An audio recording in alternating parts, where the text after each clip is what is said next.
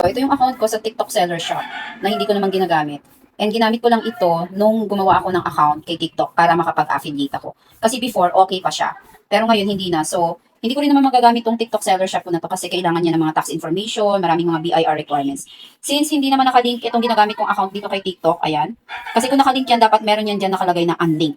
So, ibig sabihin, hindi ko na-link itong TikTok Seller Shop ko sa affiliate account ko dito kay TikTok. Itong account na ginagamit ko. So, ang gagawin ko dito ngayon is, i-close ko na tong shop na to. Ayan, kasi baliwala lang din naman yan. So, pupunta lang ako dito sa ating account.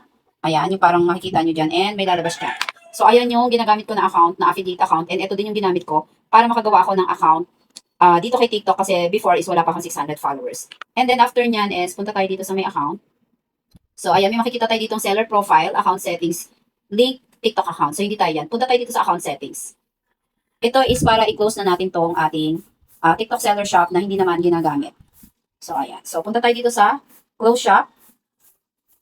So, ayan siya. Sabi niya, close shop account. Ayan. So, basahin na lang natin dyan mga miss. Sabi niya, review the shop closure policy carefully. The shop business will be terminated and can't be resumed. So, once na-close na natin itong shop, hindi na natin siya magagamit. Or hindi na siya natin pwedeng i-reopen ulit sa susunod.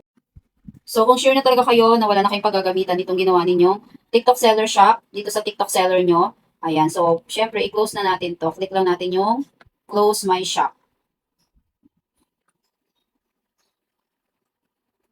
So, ayan yung nangyari. So, ganyan yung itsura niya, yung lumabas. Ayan. So, dito basahin natin to. Ayan, nakalagay dyan yung ating business type. Ayan, nakalagay individual owned business. Ayan yung shop name na ginamit ko, Cut Online Items. Tapos, shop region is Philippines. Phone number, and ayan, may nakalagay niya, why do you want to close the shop? Tapos, would you like to participate in our interview or survey? Nakalagay. So, dito sa my, why do you want to close the shop? Meron siya ditong parang mga options. So, i-click nyo lang yan. Ayan. So, ito na siya lumabas. Used to generate sufficient profits. Yan. Don't have time to operate on TikTok. Need to update the shop business. Product supply chain issues other. So, pipili na lang kayo dyan kung anong gusto ninyo gawin. So, ako dito is don't have time to operate on TikTok. So, ito na lang ang ilalagay ko. So, ayan. So, kung sa tingin niyo okay na yan, ayan. Ayan. So, kung sa tingin niyo okay na yan, so, proceed na tayo dito. So, dito na option nyo to kung gusto nyo or not. So, ako, nilagay ko na lang dyan, yes.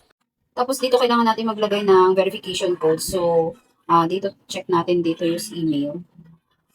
Ayan. So, check natin yung ating email para makuha natin yung verification code. Check natin yung code natin dito. So, magsisend siya sa inyong email. Ayan. So, magbibigay siya ng code. So, hintayin na lang natin. I-type na lang natin. So, after nilagay yung code dyan, mga mima, ayan. So, syempre, proceed tayo dito sa next. Lumabas para sa close ng ating shop. So, ayan. So, meron dito nakalagay, closure criteria, tapos status, and action. So, meron dito nakalagay na, a notice of the shop closure shall be given at least 30 days before closure. So, ang intended ko dito is, maghihintay pa tayo ng 30 days bago totally siya ma-close. Ayan, announce now, nakalagay. Pero the rest naman, ayan, makikita natin yung iba. Ayan, there are no ongoing orders to process. As in, wala talagang transaction tong account ko na to eh. So, kung makikita nyo dito, ayan, may nakalagay na finish. Ayan siya, ayan. So, lahat na siya is okay.